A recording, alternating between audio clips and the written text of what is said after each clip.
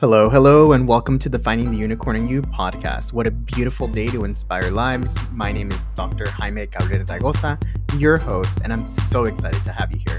Let's get ready to meet some fantastic unicorns and learn how to unleash the inner unicorn in you. Let's get started. Today, I have a payroll manager who has been in the industry for over 20 years. And she actually decided to go in a different route and expanded her horizons as an author writing Coming into Power. It's a very interesting book, which I won't give any spoilers and I'll let her talk more about it. So I'm really excited to have her here. Without further ado, please join me in welcoming Tamara Smith. Thank you so much, Jamie. I'm so excited to be here today. Of course. So why don't you tell us a little bit about what inspired you to do this book? Because it's very different from your profession. It's a weird transition. So I am a payroll manager, but I had gone on maternity leave and my daughter would not sleep at night. So I got into couldn't sleep myself in the evening. So I started reading paranormal, getting into the werewolf stuff. And one night I had a crazy dream, unlike any of the stories that I had done. And I woke up, I turned over to my hubby right away and was like, "Hey, I just had this great dream. It played out like a movie. Let me tell you about it." And after I finished, he was like, "I'll watch the kids and you should need to write that into a book." And from there, I was like, "You're going to watch the kids and I don't have to do anything. That's great."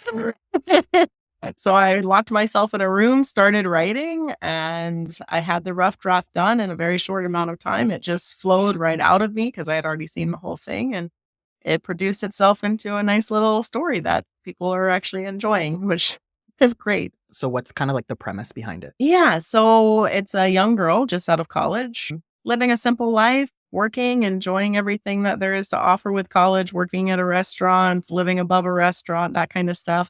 Goes out on a night with her girlfriends and finds out that her fiance and her entire future is changed when she finds out he is committing some infidelity issues. And she then decides to retaliate by going with another man from the club that she's at. And one thing leads to another, and it ends up being her true mate.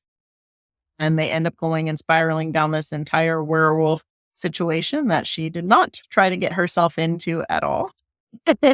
And it actually leads to building out her character. And the one thing that this book is a little bit different than normal books that you would have read is I actually do take the personas on of each of the characters. So I will play a scene in the book, write about it from one person's point of view, and then I'll switch to the other person's point of view so that you know what they're thinking, you know what's going on, and you can see what they're struggling with and the decisions that they have to make. And then, of course, things start to unfold very quickly for her. She starts to realize other past events that are happening. And it really is her trying to decide in the end, is she going to go for this simple life or is she going to choose this kind of, he's the alpha of the pack and now I'm going to be like the next like strong woman of the pack? Is that something that I want with that sort of power and prestige? I like the whole concept of you like being able to see in everybody's mind at least one thing at a time.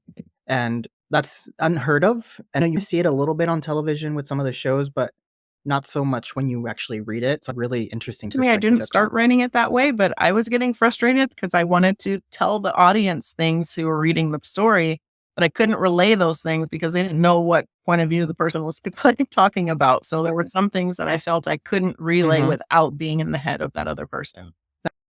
That makes sense. That makes a lot of sense. And it gives you more of a holistic approach when it's to like knowing the character. So you can be really, I know some of us imply what a certain characteristics or what their intentions are, versus here you can actually literally read it and see. And for anybody who wants to buy the book, where can Amazon, I think, is the go-to. It's the easiest one. It can be purchased by ebook and it can also be the printed version. So if you haven't done so already, make sure that you go ahead and check it out on Amazon. I do want to talk a little bit about behind the scenes. So how was it writing? So I literally sat down at my computer and brain dumped everything. I was like, I'm going to forget this if I don't write it down now. So I just rough draft form. I didn't care about typos, didn't care about anything else. I was just like, what did I see? Write it down. And it is very descriptive when you get into the book and start reading the scenes and stuff. I'm describing what the rooms look like, what the characters are feeling, that kind of stuff, because I felt it in my dream. I saw all of those things. And so I visually lay that out for you as we're going. So that piece was very important to me.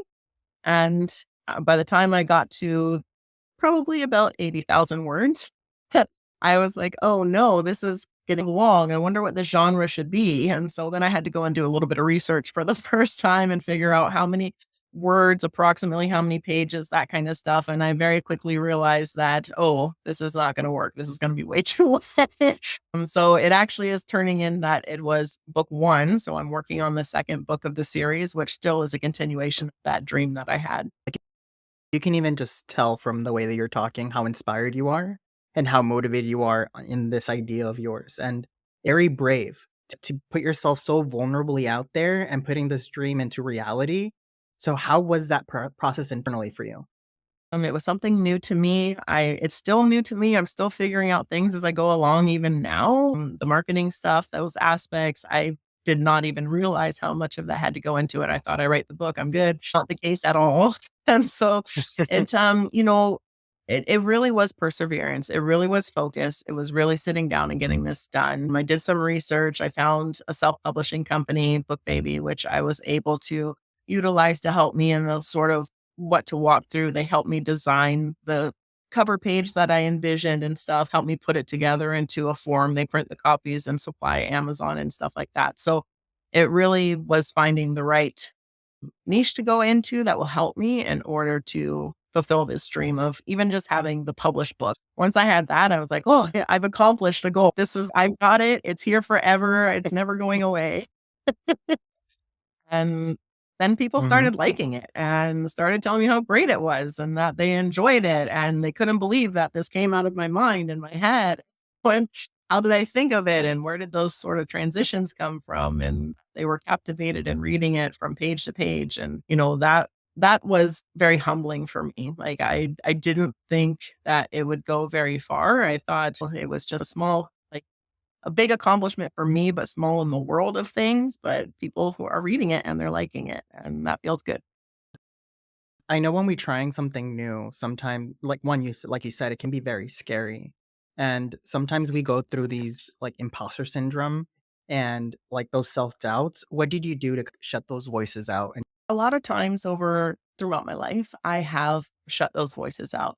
I do what's right for me, and then it usually tends to work out. I had a coach in one of my training sessions in one of our intercompany training, and the one important thing that they told me was, even if you fail, look at it as your first attempt in learning. And that to me just stuck with me. Like, yes, you may fail, but you learned from that failure and you learned from this stuff. So this to me was, what's the worst that can happen? I'm not going to be any different, any worse. I'm going to put this effort. I'm going to have something at the end of the day. So really, when I weigh the pros and cons, like, I can feel great about having done this. If it didn't work out, it's just something that I wasted too much time on. So I might as well take the chance. And I did. that was very wise of your coach to tell you. You're not going to learn unless you try. And when we truly learn something is when we actually fail because we find out what worked, what didn't work, what can I do differently, and let's try And that's again. one thing with this book that I do want to be able to encourage people. Like, it is something out of my realm. It is something out of my comfort zone. It's not something that anybody saw coming, but it really was just somebody put that sort of sliver of like support in there. You should do this. And it's like, yeah, I should. Like, why not? And then just take it from there and do it. Like, yeah, everybody can do it. Think it's amazing what you're creating because in a sense you're creating a whole different universe. And there's a lot of different vampire genre like zombie things out there, but I always think that no matter how many versions there is out there, there's always something different and something new that you can add because you're a unique person. You're a unicorn, so no one can mimic that mindset.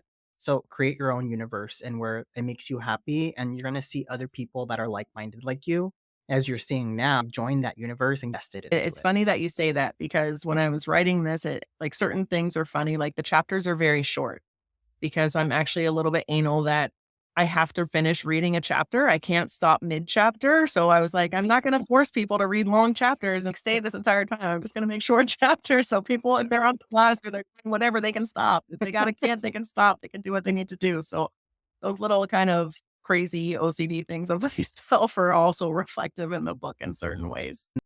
You have a good point. Like I have ADHD and my attention span is so short. So like little small chapters goes a long way. And then the faster I get something done, like if I read through a chapter right away, I was like, oh, that was easy. Let me just do another one. Let me just do another one. And by the time you know, you finish the whole book. So I think that is actually very strategic in your. And also, I didn't want to put, there are quite a few in this genre and stuff where they throw in things that are nothing in my book is stuff that would happen, could happen, just that possibility that, you know what, is not that far fetched. And I think that really draws people to it as Mhm. well. My mom was actually just telling me the other day, she's like, oh, when you described how there was the first transition into a werewolf and they're running through the woods and they can feel the air on their face. And it was just so freeing listening to the thunder of the paws on the ground and stuff. She was like, "I just felt so free and just relaxed just reading that. Like, I wanted to be that wolf." And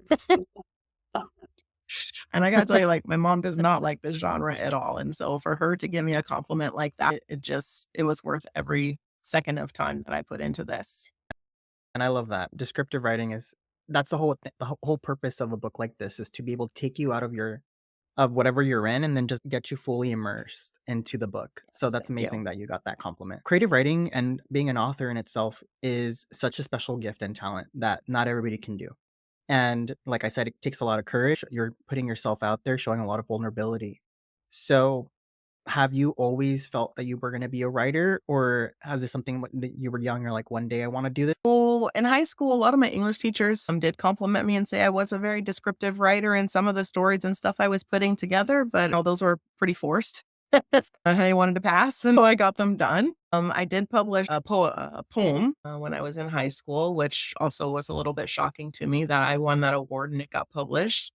So yeah, but after that, I honestly didn't think too much about it. Like, I knew I was. People love it when I'm telling stories. I'm very like I'm moving my hands, I'm moving my face, like I'm making expressions, I'm acting out things, and I've always told stories in that way. And so I think that just very easily transitioned into the paper and the words that I was putting down to really portraying what I wanted people to see. And I really wanted them to be able to see through my eyes what I saw in that dream and understand all of that stuff. Yeah, no, I never thought I would be sitting here with a published book. Even when I started writing it, I honestly thought I'd write a few chapters and I'd survive a little bit of free time without my kids. And then I love them to pieces, but I needed a break. And I didn't think that it would come this far, and it did. And yeah, I feel very accomplished that I've made it this far and got that done at this point. As you should. This is a humongous accomplishment. And like I said, not many can do that. So I applaud you once again because I hope that this encourages people to just follow a little bit of a dream. Now it's a full blown dream. Now I'm like, oh, I got to do book 2 and book 3 because now I got to finish that. I started it. Now I've got to finish. So I do feel a little bit of pressure in that regard. Sometimes it just takes a little spark, just a little thing, and it's keeping yourself open to those opportunities and don't let them pass you by because you just don't know. Like, I actually Mhm. feel very fulfilled in doing this, to be honest. Like, it felt like a piece of my life was missing that I didn't even realize was missing. And now that I've done this, I'm like, wow, like I am good at this and I do this. And I like that I'm impacting people in a way that they can enjoy their time to themselves and escape to a world of something else. That phrase that you said, it's you filled a hole that you didn't even know was missing. And you would have never known if you didn't And it try. really is like, I have to give my better half like all the credit for this. I did acknowledge him in the book in the front as well too, because if he didn't put that sort of piece of morsel in my mind and tell me like, you know what, that sounds really good. You look very excited about it. You should write this into a book. He not only put that sort of idea into my head to do it, but he also helped support me in doing that. And so that also is a huge thing to have those kind of people in your life and around you that are going to help you to support your dreams and aspirations, regardless of if they are completely different than anything you have ever done before. I agree. And it really does because if you would have had such a supportive partner, maybe this would have not flourished the way I it don't did. think it would have happened at all. I probably would have been out there still telling my story to whoever would listen and just tell it to them in person, and it wouldn't be something that's here forever. You definitely have to find your own unicorns inside your life that are going to be supporting you the whole way. I did want to ask you something about motivation. So you did say that not only did you finish the book, but now you're still working on another series, on another volume. What keeps you I think the motivated? ultimate motivation is after someone reads it and they come and they're like, "It was so good. When is the next one coming out?" I'm like, "I'm getting on that." And usually after they come, I start typing. I'm like, "Okay, I got to work on this." And just know, like, it's so funny because if it was just for myself, I think I would still get it done, but it may take me a few years. But because there's people out there who I know are waiting for me to finish and asking me, like, how's it coming? Where is this going? And stuff like that. It's just become a pretty big thing in my life now, and something that I want to share with them. I want them to know the rest of the story. I also find it hard to keep the secret of what is the rest of the outcome because I've only written sort of one third of what I saw in that dream. I want to tell everybody the rest, and I can. I'm like, I want to talk to people about this and have that conversation because they don't know what's happening. No, it can, and it's all in here. And the problem is getting it here into paper. And sometimes in between there, what was in here changes and it They adapts. do, and, even from writing down some of the characters, when I had the dream, of course, I don't know how everybody does, but for my vivid dreams that I have, I start in a major scene and then I end up in another major scene, but there's no connection of how did I get from this scene to this scene? So that really was the ultimate a little bit difficult for me that I had to write in how did I get from, like, scene 1 to scene 2 and fill in those bridges and gaps and stuff so that it made sense, and that's ultimately where extra characters were created and extra sort of lines of thought led into, the story is there. Yeah, yeah, and it's hard at times, but then I think that's what allows the creativity to flow. The not knowing allows you to expand and really the options are limitless and it's whatever you Yes. decide to put on pen on paper. Now, if we have a listener who is in the process of wanting to be a published author and they want to write a book, what advice would you Yeah, tell get them in started. the The book yet? first part that I'm actually doing a little bit different with the second book than I did with the first because I a little bit learned my lesson. It's really jotting down maybe a brief outline of what that book is going to look like. As I mentioned, when I started writing the first book, it literally was a brain dump. It's like, here's where the scene started. I got to write it all down before I forget it.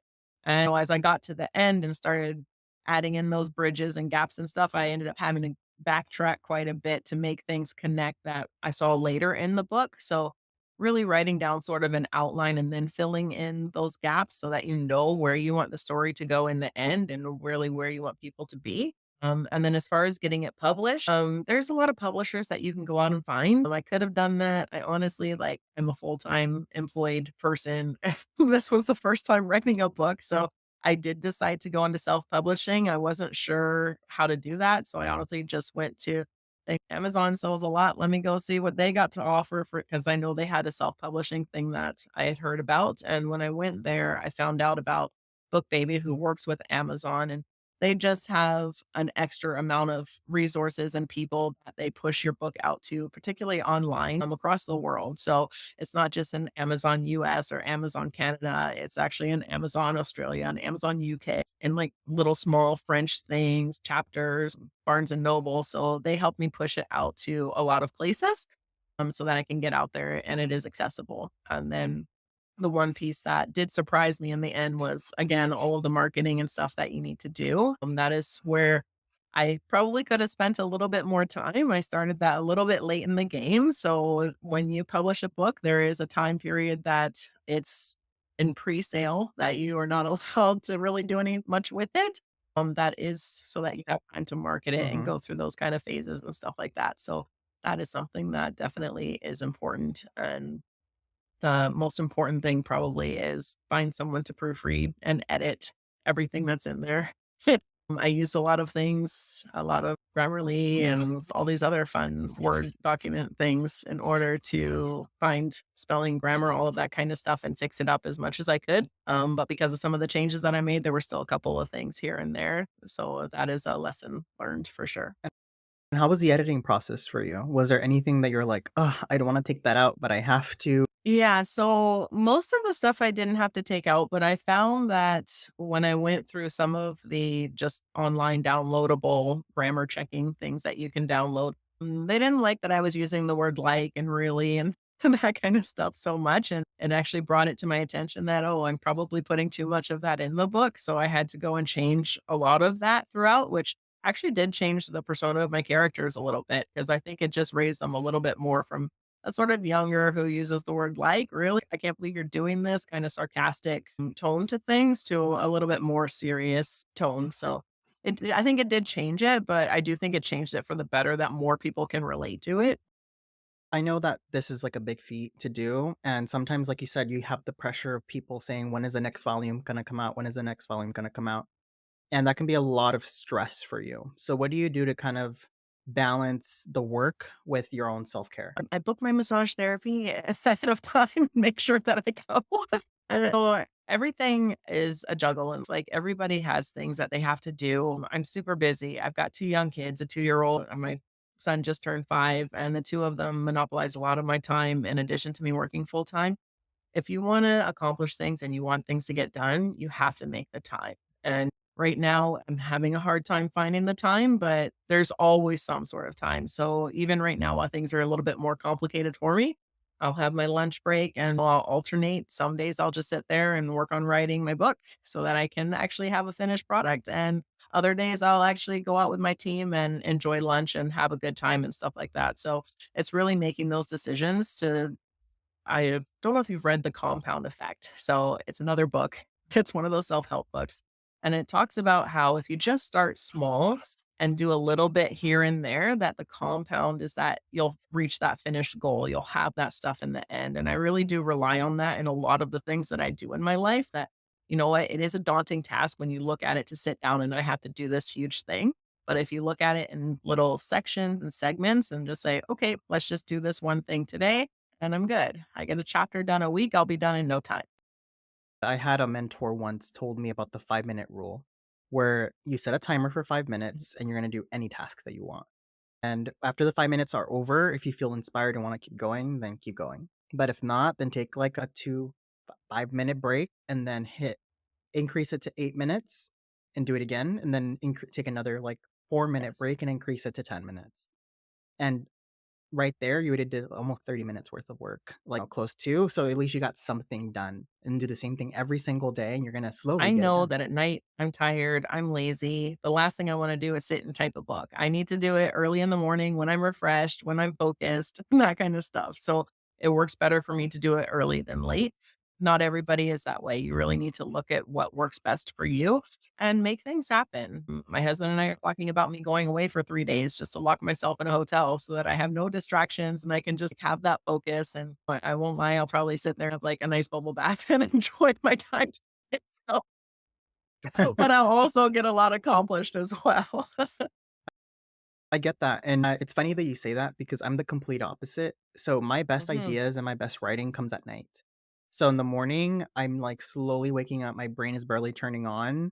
And by the evening time, my brain's racing. So I'm typing like a madman. So you really do need to know your body and set yourself up for success. Like if, like you said, if you're trying to follow my routine, it's not going to work for you because then you're not as effective at night. So for you, set your morning alarm, get up early and write whatever you need to do. For sure. And you also set yourself up for success. Like you were saying, sometimes in the evening, nighttime, I'll be sleeping, I'll wake up like, oh, this scene should roll out like this, or oh, I forgot to tell myself that. Have that pen and paper nearby, right? Jot down even just a couple of words so that you remember. So even if you go back to sleep right away, you know what to do. People laugh at me when I tell them sometimes. So this is Mhm. more from my unicorn as a payroll manager. Sometimes I would wake up with epiphanies on how to solve problems, and I don't want to forget it the next morning. So I'd actually call my work phone and leave myself a voicemail to get in the morning when I got to work, so I wouldn't forget. I'd be like, Mm. "Oh, by the way, don't forget to check this. I think you solved this problem." Right? And then it's like, close it, go to sleep, wake up the next day. I'm like, "Oh, I have a voicemail to myself. Oh yeah, I was really thinking in my sleep that night." I really like that suggestion because I Mhm. usually write notes, but then I lose it. So I like that because that way, like as soon as you walk in, you're like, Yeah. oh shoot, I totally forgot I did that. I like that a lot from Makes now a on. big difference. Post-its, they stuck to my foot, or they walk away with them. I don't know where they're going. I can't even tell you how many times I've done the laundry and then I find all of those post-its that I supposedly left notes for myself for. So yeah, I get it. So we're at the time where I'm going to ask you the last question of the podcast, which is the whole premise of the podcast. So if you had one unicorn lesson that you want the listeners to leave with today, it could be about the book or life in general. What lesson do you want them to go It's with? just follow your mind, follow yourself down that rabbit hole. In my payroll manager position, it's asking those curious questions like, why doesn't this work this way? How does it work this way? Really understanding those things. And it was no different with my book. It's figuring out, how am I going to make this happen? How am I going to get from point A to B? Sometimes there'll be a roadblock, but stick with it. Just really force yourself to see it through and get to the end. And at the end of the day, you're going to be happier for doing it. What a lovely lesson. And I agree with it 1000%. Stay curious and just keep going. That's, yeah, that's just amazing. And so, So if people want to get in contact with you or just asking you questions, Tamara D, as in Danielle Smith.com. I've got everything up on there. They can write comments. They can read some stuff. They can get the first free 4 chapters of my book. They can have sort of commentary I have on my book on where I wrote certain scenes and why I wrote some of the things. I have some friends and stuff that have made it into the book as different characters and have given me insight as to how they met up and that kind of stuff. And if you don't understand anything about werewolves whatsoever, I also have a werewolf cheat sheet on my website so that you know what I'm talking about when I say the moon goddess and true mate and all of the other fun stuff. that's amazing. And I wish every book had a glossary or something like that. That's amazing. Well, thank you so much, Tamara. And I really do appreciate this conversation. Had a lot of fun. So, listeners, if you haven't done so already, go ahead and check her out and her book. I will leave all of these tidbits in the show notes. And also, if you go on my website at Raygoza-consulting.com, you can go to the Unicorn Wall of Fame and you'll see Tamara on there along with all of the links as well. As a quick reminder to everybody, don't forget to leave us a 5-star review if you like this content. And episodes come out every Friday at 7 a.m. Thank you for listening to the Finding the Unicorn in You podcast. I truly appreciate you listening, and I hope you enjoyed this episode and gained valuable insights. If you like what you heard, please subscribe to our podcast and leave us a review on your favorite platform. Keep listening, keep learning, and keep growing. Until next time, this is Dr. Jaime Gabriel Raygoza signing off.